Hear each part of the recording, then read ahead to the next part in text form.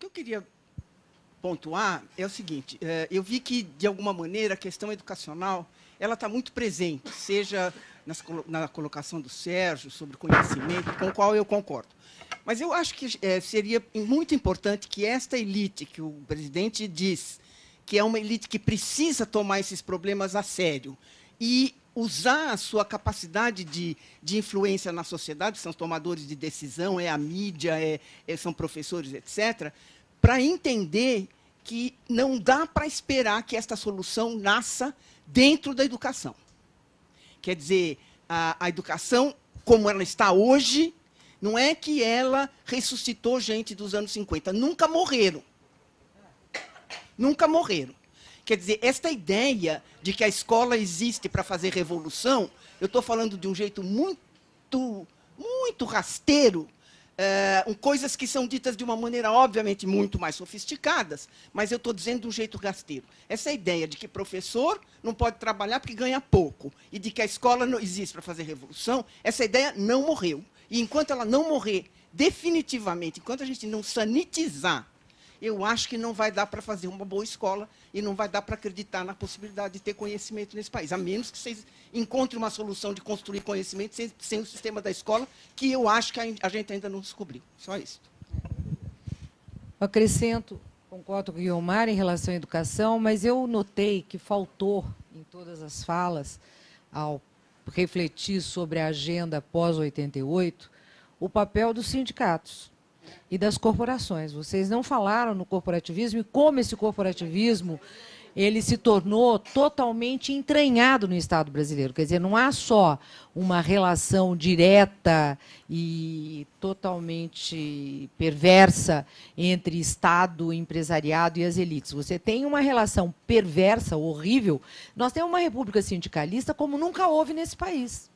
Tá certo? E esses sindicatos é que, de fato, pressionaram. Eu estou falando o seguinte, em 1987, para você ter uma ideia, eu fui relatora da Conferência Nacional de Saúde. Naquela época, que os sanitaristas eram super organizados, não tinha nada parecido, absolutamente nada, com o que eu vejo hoje na área de educação, nas conferências nacionais de educação, por exemplo. Tá certo? E esses movimentos sociais organizados, e esse sindicalismo, e esse corporativismo, a forma como ele entrou dentro do Estado, ele pressionou pesadamente a expansão do gasto social. Porque eles só querem mais benefícios, independente de qualquer coisa. Tá certo? Isso vale para tudo. Legal.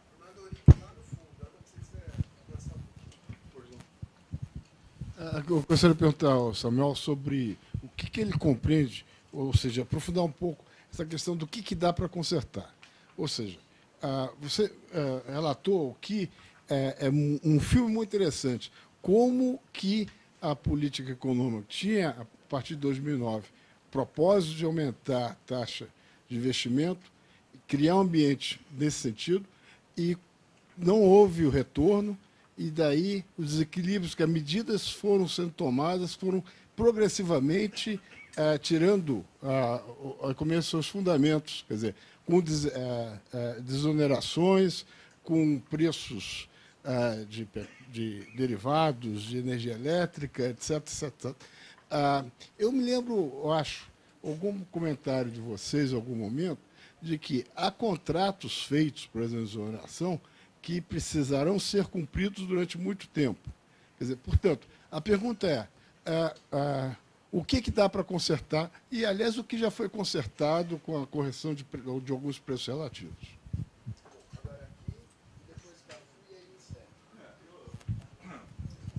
Primeiro, eu queria discordar com relação à corrupção.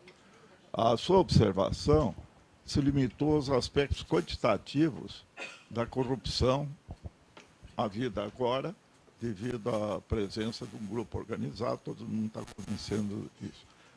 Esse país é corrupto, de cima a baixo. Eu vou citar um exemplo, trânsito. O trânsito, todo mundo praticava, fazia coisas erradas e dizia, olha, na hora que pegar no bolso, vai acabar com isso. Eu vou ao aeroporto de táxi, tem um ponto morto, que você não vê a entrada do aeroporto, e ouço uma voz dentro do táxi. Tem polícia aí na frente. todos os que têm um pouquinho de recursos, que ultrapassam as velocidades excessivas, têm um aparelho eletrônico, eu não sei o nome que dão, que indica em todos os lugares onde há fiscalização. E agora até indica se tem polícia na frente. Então, o Brasil vive o tempo todo. Outra coisa, isso é crítica geral aos economistas. Eu fui superintendente do IPE há longos anos, e os economistas disputam entre eles as teorias macroeconômicas. Há uma deficiência completa na área de microeconomia. A economia de mercado, a microeconomia, tangenciou o Brasil. O que existe de abusos, de oligopólio, monopólio, tratos entre supermercados no bairro, onde pode pintar e bordar por preços que bem entende, porque você vai ter que pegar um carro, andar não sei quantos quilômetros para vencer R$3, você não vai fazer isso, então compra ali. Então, a organização por baixo, essas agências nunca funcionaram como deviam. Nós temos abusos de todos os lados. Eu sou cliente da NET, eu vi... Não, deixa eu terminar. Não, mas eu deixo desabafar um pouquinho. Porque, então, vamos falar sobre essa manifestação. Uma palhaçada. O que eu vi lá na Paulista é um carnaval. Eu comecei a gritar, Dilma fica. Por quê? Porque teríamos um carnaval cada 3 meses. Porque o Brasil só muda lá dentro da Câmara de Deputados, que foram eleitos pela maioria dos que estavam ali gritando. Bom, mas deixa eu só... Não. Eu vou aceitar a provocação do Samuel de que pergunta ao cientista político. Eu vou tentar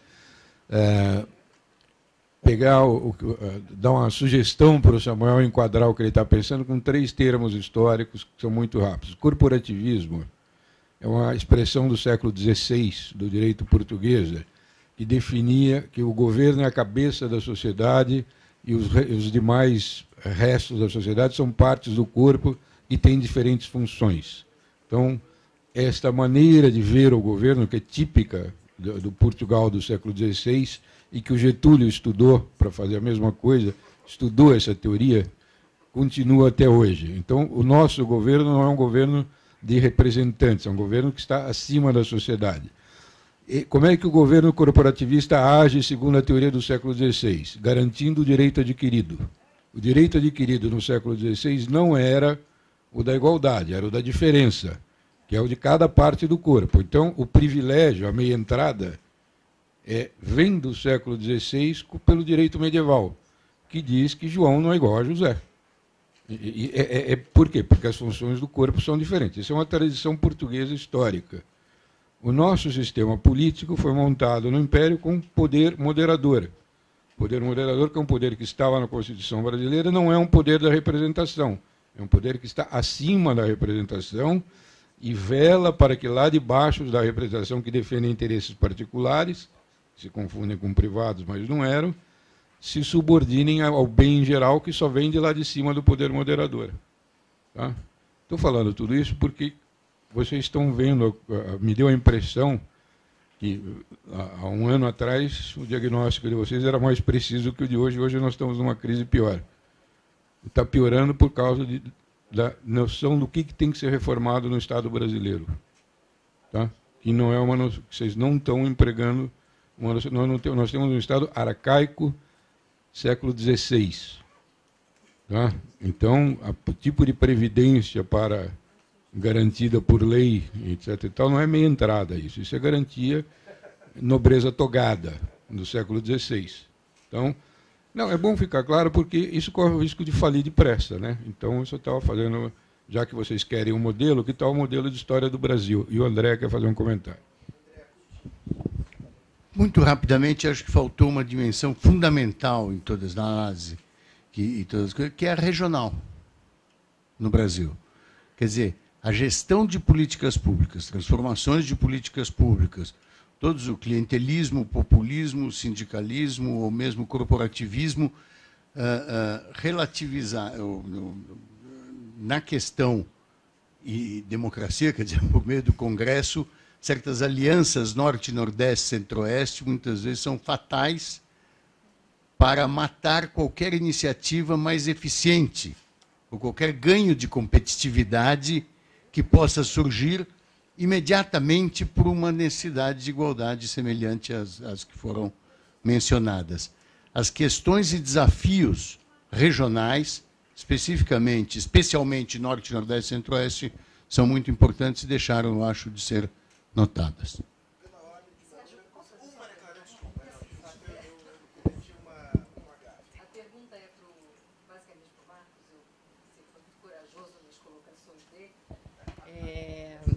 Queria dizer o seguinte, quer dizer, houve a partir da Constituição de 88, a partir do Plano Real, com as políticas públicas que aconteceram no governo Lula, nos primeiros anos, você teve uma distribuição de renda, e agora nós estamos voltando, porque nós estávamos, em termos de índice Gini, em 64, se a gente considerar os estudos do Fischlow.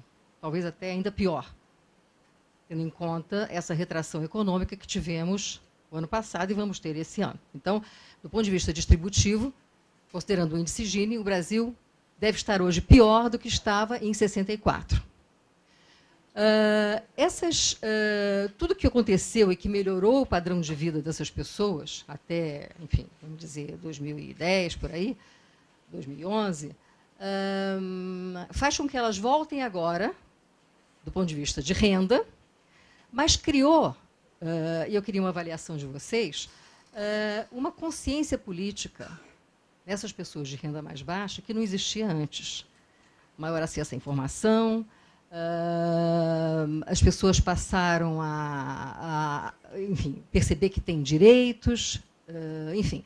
Então, eu queria perguntar o seguinte, somente para o Marcos, a mudança dessa estrutura toda que você desenhou muito bem, como é que ela virá no Brasil? O que você imagina? Ela vem por conflito ou ela vem por consenso? Porque, enfim, para mudar uma estrutura que está arraigada no Brasil, segundo o Sérgio, desde a época da escravidão e etc., o Brasil vive essa situação de privilégios para determinados grupos há muitos e muitos séculos, vamos dizer assim. Então, como é que isso vem?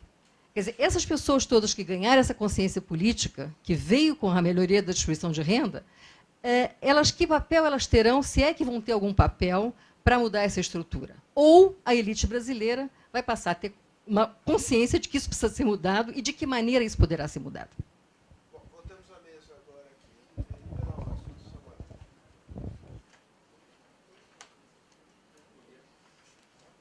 Guiomar,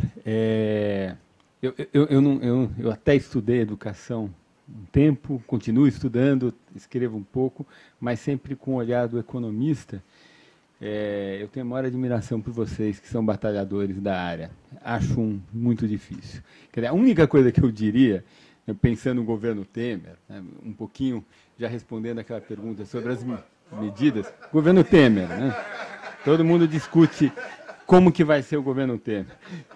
Eu estava pensando outro dia, né? Se eu tivesse que dizer para o Temer você não vai fazer reforma da Previdência, esquece. Se tiver que fazer uma coisa, vamos aprovar legislação de greve de servidor público. Acho que seria o começo para a gente começar a reformar o Estado brasileiro, mas eu acho que todo o país deve muito a vocês, são brigadoras dessa área, com essa corporação que talvez seja das mais reacionárias que existe nesse país. E aí, acho que é o ponto da Maria Helena. Acho que, né, Maria Helena, a gente assistiu você enfrentando greves malucas, aquela greve no Rio, maluca, né? Greve que não é por salário, os indicadores estão melhorando, todas as indicações que a gestão está boa. Então, a gente tem que enfrentar isso. Acho que a gente não vai fazer, eu concordo integralmente com você, a gente não vai fazer a incorporação da população brasileira na sociedade do pensamento e na cidadania se a gente não reformar o sistema público de educação, e, para fazer isso, a agenda é enfrentar as corporações. E aí, Eurico, acho que é isso, acho que é uma agenda essa agenda que o Marcos falou, de liberalização dos mercados, quer dizer o seguinte, incentivos corretos.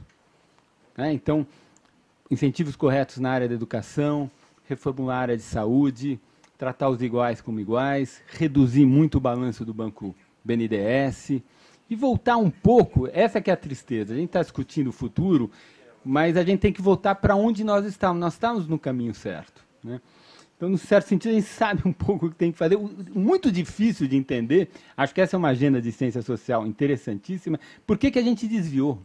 Porque meia dúzia de intelectuais com uma formação toda esdrúxula gerou um desastre desse tamanho que está afundando um navio que 200 milhões de pessoas estão dentro, né? Isso é uma loucura. A corrupção, quando eu disse que a corrupção não é tão importante, a corrupção é super importante, mas eu acho que ela é importante no nível do comportamento das pessoas e da eficiência econômica. Quer dizer, de fato, se a gente tiver regras melhores que induzam um comportamento mais adequado das pessoas e um comportamento mais adequado com benefício social da ação das pessoas, certamente a gente vai ter um crescimento muito maior.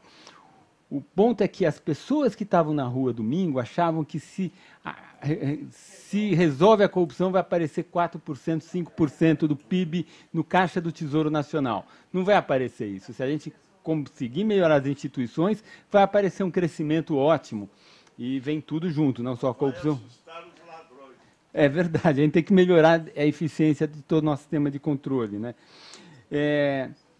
Cafu, eu entendo o seu ponto, essas questões estão conosco lá desde sempre, mas a dúvida mais interessante é saber como que, a partir da instituição, da forma específica como nosso sistema político é instituído e o sistema de regulação do Estado, a partir das regras e tal, porque essas coisas não estão... elas têm uma expressão real, e essa expressão real ocorre na forma como a gente institui o nosso Estado, as regras e tal. Por que que isso gera, né, quais são o tipo de regra, qual é o tipo de instituição que faz com que nós tenhamos uma imunidade tão menor do que outras economias à lógica da ação coletiva do Mancur Olson. É como que essa coisa é o sistema proporcional, é o muito partido.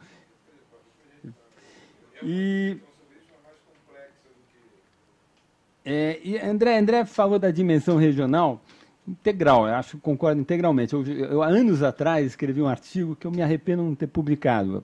Mandei para o Mampec, apresentei no Mampec, já faz 20 anos. A gente está ficando velho, né? E era um artigo sobre isso. Quer dizer, eu defendia o ponto que numa federação em que você tem mobilidade do trabalho, em geral, política de desenvolvimento regional é alguma bobagem que a elite regional, que a elite local inventou para se locupletar. Tá? Falei isso apresentei esse paper no Banco de Desenvolvimento do Nordeste, no Ceará. Não gostaram muito, mas eu não tenho muito.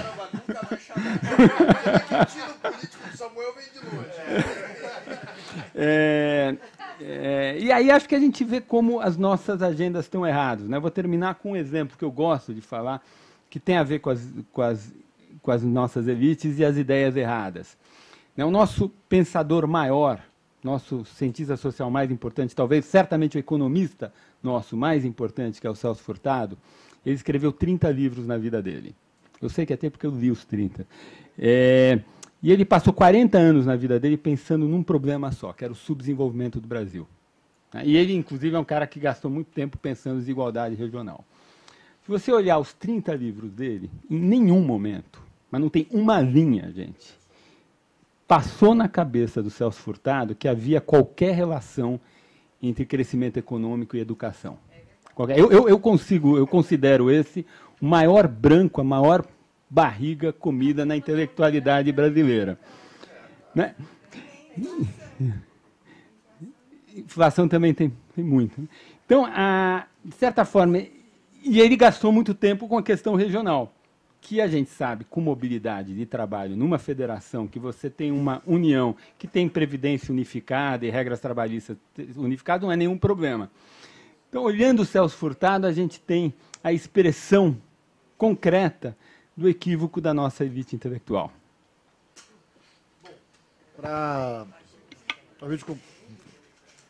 Só para complementar o Samuel, acho que a elite regional, a capacidade de bloqueio de grupos regionais localizados, sindicatos, são exemplos de como a política pública brasileira, o Estado brasileiro, é refém dos grupos de interesse. Esses são mais exemplos. Né? A capacidade de bloquear a reforma tributária. Você estava lá, discutindo, reforma tributária não anda, e o Brasil tem um sistema tributário perverso, já era muito ruim em 2008, era inacreditavelmente ruim. Tornou-se um disparate absoluto de 2008 para cá. Né? A legislação do PIS/COFINS tem 1.800 páginas. O que é que eu, enfim, Recomendo essa leitura minuciosa. não, assim, é um pesadelo hoje você ter uma empresa complexa. É um pesadelo jurídico saber que imposto tem que pagar, que não tem que pagar, o que ainda resulta num contencioso tributário gigantesco, brigas. É uma perda de energia para o país. Isso é destruição de produtividade, torna o país mais pobre. As regras tributárias do Brasil hoje tornam o país mais pobre. Né? E os sindicatos são exemplos. As confederações empresariais explicam uma Fiesp, um CNI, o Sistema S. Cadê a avaliação do desempenho?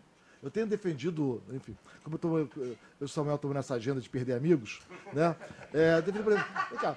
Eu quero me juntar. Por que se recebe dinheiro público compulsório, se é um dinheiro compulsório, então é um dinheiro que o sujeito não pode escolher se quer ou não quer. É compulsório, né? Então contribuição sindical é compulsória. Sistema S é compulsório, FGTS é compulsório, faixa é compulsório. Vem cá, eu quero no mínimo balanço auditado. Como é que não tem que ter balanço auditado? Como é que... Então, assim, como é que não tem mínima avaliação, não é que não tem avaliação do desempenho, não tem a mais elementar avaliação de para onde vai dinheiro que é da sociedade. Né? E a Fiesp fica botando pato na rua. Né? Esse pato quem inventou foi a própria Fiesp. Né? A gente está pagando o preço, nós estamos pagando o custo de uma agenda que as confederações empresariais defenderam e que trouxeram o Brasil onde o Brasil está. E agora não vai pagar o pato? Né? Faça-me um favor. Né? A pergunta ali é o crédito do BNDES que vai até 2060, a estimativa do que a Ministério da Fazenda fez, do que vai até lá. Bom, já falei aqui no jornal. Eu acho que aí tem 2 pontos aqui, vou terminar com a resposta da Maria Clara. Quer dizer, primeiro, a peculiaridade brasileira. Temos que entender essa peculiaridade. Qual é o mecanismo institucional que permite que grupos pequenos tenham também capacidade de bloqueio? Como é que o Estado brasileiro é tão mais sensível aos grupos de interesses que em outros países, que gera essas imensas distorções? Né? E como é que a sociedade brasileira acha razoável? Né? Isso leva a um ponto que o André mencionou aqui, as vinculações orçamentárias.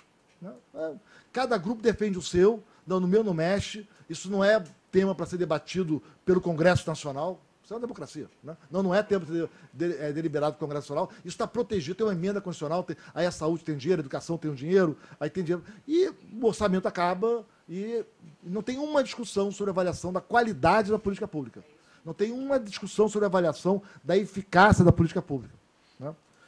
A discussão sobre as dívidas estaduais agora está lamentável e a conta que nós todos vamos pagar vai ser gigantesca por uma negociação absolutamente equivocada, né? Para salvar alguns estados que quebraram pela irresponsabilidade das suas próprias políticas públicas nos últimos anos. Né? Bom, a sua pergunta acho que é a pergunta. Quer dizer, certamente o Brasil teve uma mudança social profunda nos últimos 20 anos. Né? A geração dos meus filhos, são dos nossos filhos, né? É uma geração que viveu um mundo sem inflação, que viveu um mundo da fortalecimento institucional com Itamar e Fernando Henrique, e o primeiro Lula, né? Que viveu uma transição de partidos de situação para oposição mais suave que a gente podia imaginar, né? Com uma preservação de uma política econômica que ainda foi mais conservadora no governo Lula do que havia sido no segundo FHC. Né? Quer dizer, parecia que a gente tinha acertado a rota, parecia que a gente tinha construído. E essa geração é uma geração... Bom, tem uma parte do Brasil que depende do Estado. Né? Tem aí 70 milhões de pessoas que vivem de contra-cheque público. Né? Né? Direto ou indiretamente. Agora, tem uma parte grande, que é essa geração nova, de 30 a 30 e poucos anos, né? Que já tem mais educação, 8 anos de estudo, mais ou menos, em média, tem mais negro do que branco, né? Que está no setor de serviços, é gerente de loja, tem as funções. É a nova classe média, que ganha aí R$2.000 por mês, pouco menos, pouco mais, tem essa lá. É uma geração mais conservadora, inclusive. Curiosamente, o que eu vi de pesquisa sobre o tema é uma geração mais conservadora. Ela acha que ela teve sucesso porque ela foi empreendedora, porque ela trabalhou pelo seu esforço. Em parte é verdade. Em parte é que o país estava no rumo certo. Como é que essa geração vai assistir ao fracasso do projeto? Né? Ao retrocesso? Né? Isso é um tema que já vem de alguns anos. Quer dizer, já era previsível isso acontecer. Né? Infelizmente, está acontecendo. E vai continuar, e vai se agravar. Má notícia, vamos ter saudade de 2015. Né? Vamos ter saudade de 2015. Né? O Samuel é mais otimista do que eu, ele acha que para de piorar em 2016. Eu não sei. Tá? Mas parar de piorar, vai piorar mais ainda. Né? Como é que essa geração vai reagir? Né? Então, eu acho que aqui nós temos dois... primeiro, essa é uma pergunta que eu deixo... Muitos de vocês da sociologia vão saber responder isso melhor do que eu. Como é que ela vai reagir? Por outro lado, temos que fazer um exame, porque somos nós que defendemos esse tipo de Estado com as situações. A culpa é nossa desse processo. Nós somos coniventes e partes atuantes desse processo. Os professores, os médicos, as corporações, as confederações, os sindicatos das empresas. Nós geramos esse Estado distorcido. Né? Tem um problema lá no Planalto? Tem. Mas aquilo ali é possível pelo grave problema que nós temos. E essa é uma agenda que tem que ser enfrentada.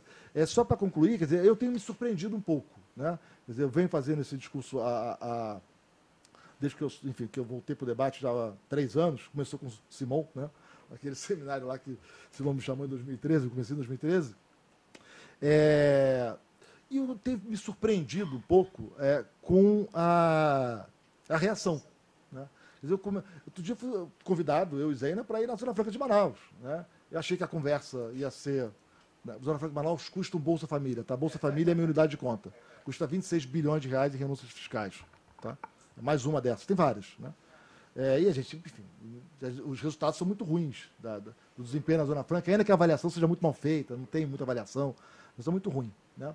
Mas, curiosamente, fomos lá conversar e estamos indo lá para Manaus. Não sei se a gente volta. Né?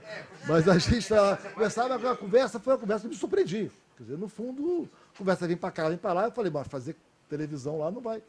Não vai dar. E a gente quer entender isso, como é que faz. Né? Quer dizer, tem tido uma reação de abertura a esse debate e de abertura a um debate da agenda republicana. É claro que vai ter um empresário que você vai debater e ele vai falar, não, tudo bem, mas não começa pelo meu setor. Né? Se todo mundo fizer, eu topo. Né? Mas eu acho que começa a ter uma mudança. Agora, não sei a resposta à sua pergunta. Quando eu vejo jovem indo para a rua para não pagar ônibus, a minha temperatura sobe mais ainda. Né? Como vai pagar ônibus, cara? Quem vai pagar o seu ônibus? Né? Que história é essa de não pagar ônibus? Né? Todo mundo tem que pagar o que consome, essa é a boa regra da economia. E você cuida dos mais pobres, transferindo renda. Essa é a boa regra da economia. Todo mundo paga pelo seu custo, o que faz. E a sociedade tem a obrigação, e aí depende da sociedade para a sociedade quanto faz isso, a obrigação moral de cuidar dos mais pobres e das crianças, e garantir igualdade de oportunidades. É assim que o mundo faz. O Estado é grande no resto do mundo, não é porque faz política industrial. O Estado é grande porque gastava muito com educação, e a partir dos anos 70 passou a gastar bastante com pensões de previdência. Ao contrário da gente. Né? Agora, eu juro que eu concluo aqui, Sérgio, finalmente esse debate está acontecendo. Eu lembro de 2013, a gente tentou fazer um documento imenso na Fazenda, o tal lá da focalização, que o doutor briga sobre o Bolsa Família, né? Mas tentava abrir por decil de renda, quanto recebia, quanto pagava, né? Toda essa discussão. E essa discussão foi interditada, não avançou. Então, mexendo na parte tributária, não avançou. Né? Teve a discussão, em 2004, uma historinha curiosa, eu era o secretário de Política Econômica, o Samuel era o economista do senador de oposição. Né? Isso aí, né? Do Tarso. Né? Era tempos divertidos. Né? Quando começou a cair a ficha do problema do gasto. Quando o gasto, a gente começou a perceber que o gasto não parava de subir. A gente fez o ajuste fiscal em 2003, 2004 o gasto veio. O que houve? Eu lembro de 2000 e 2004. E a gente começou a discutir a ideia de ter algum limite para o gasto. Tentamos na LDO depois. Não tinha sanção, não funcionou, voltou. Aí eu saí do governo, teve a famosa reunião pública que se tornou pública com a então ministro da Casa Civil, que a ideia era rudimentar. Ajuste fiscal, como é que é gasto público? É fome, é vida, né? Pois é.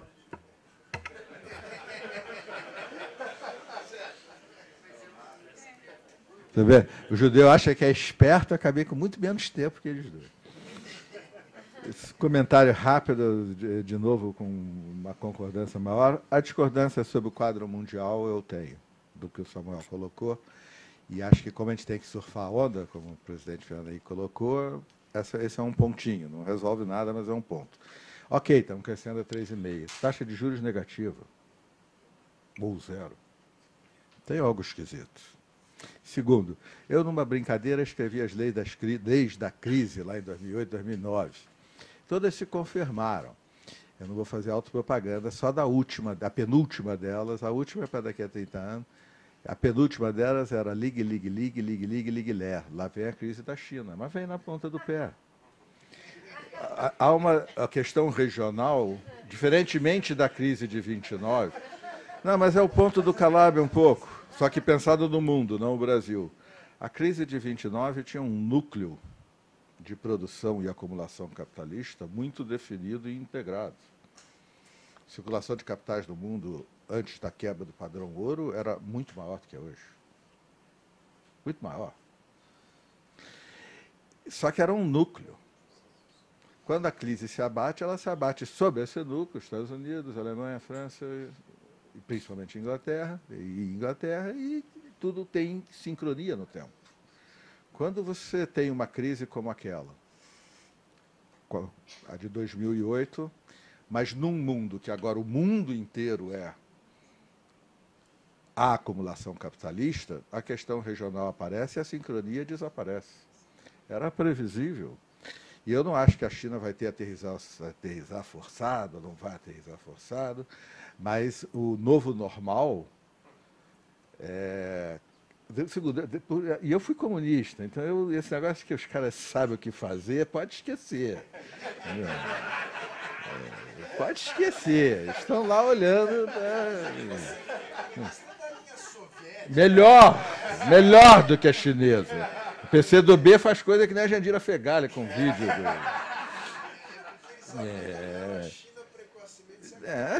A China é gigantesca, ela tem um lugar no mundo, será a segunda economia mundial. Mas o que acontece lá não é tão diferente assim do que a gente... Vem cá, as taxas de crescimento do governo Médici, tanto do PIB quanto do produto industrial, foram superiores às maiores taxas que a China teve.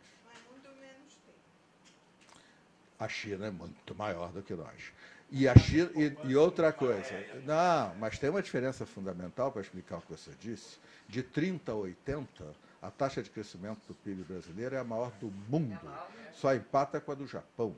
Então, mesmo assim, quando a gente injetou capital, tem um grande ganho que depois a curva vai tendo rendimentos decrescentes. A China não teve isso, 50 anos com a maior taxa de crescimento do mundo, e fechou-se e não tinha capital nenhuma. Keynes escreveu um monte de coisas que nesse livro aqui só o Samuel entende. Que todos os outros temos que estudar outros caras que escreveram sobre esse livro. Que é uma teoria geral, que é uma mixórdia. Mas Keynes não era um cara tão enrolado, não. O Keynes, qual o maior fator de crescimento da economia? O crescimento da população. Então, a China ainda acrescentou a uma injeção de capital num país com a base de capitalização mínima o fato de que ela podia incorporar ao mercado soluços de dezenas de milhões de pessoas, que é o maior fator de crescimento econômico. Só que tem uma hora que o rendimento começa a decrescer. Há o rendimento disso, e há pouquíssimos anos atrás era consenso, né? Toda a humanidade é burra, essa era totalmente burra, todos nós aqui acreditávamos no Papa que menos de 8% é impossível, porque leva à convulsão social. O crescimento da China só pode descer até 8%, todos. Tá, o novo normal foi para 7,5%, para 7%, está em 6,5%, vai fazer que nem na época do gás, vai dar uma estabilizadazinha durante um tempo, eles têm mais reservas, não estão em crise de dívida externa, mas é um mundo com taxa de crescimento negativo, zero, abaixo de zero em alguns lugares, ou empatada a zero, de juro, e com a China nessa situação, que é o motor dos teus 3% junto com a Índia. Agora, o economista tem que ter sempre uma lorota para contar, porque positiva, porque senão paga e não chamam mais. Eu espero que não inventem que a Índia é que será. Então, teria essa premissa. Segundo, apenas concordando totalmente com o Marcos Lisboa, eu vou me atrever a dizer um certo nível de generalidade, quando ele diz, mas somos nós, somos a sociedade. Não é explicar, mas é dizer que Roberto da Mata dá o pano de fundo dessa discussão. Nós somos uma sociedade onde tem a lei para a rua e tem os códigos de honra, as relações pessoais, para a casa.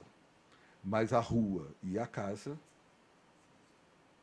eu assisti, e diga uma quantidade imensa de vezes, no governo Fernando Henrique, nos governos anteriores, nos governos atuais, economistas, entre aspas, no caso de vocês, mas neoliberais, judaico-capitalistas, totalmente contra, capazes de fazer todo o mesmo discurso que a gente está fazendo aqui, não é o nosso caso, que quando o presidente da República, ou o governador, ou o prefeito caneta, que ele vira presidente de uma instituição,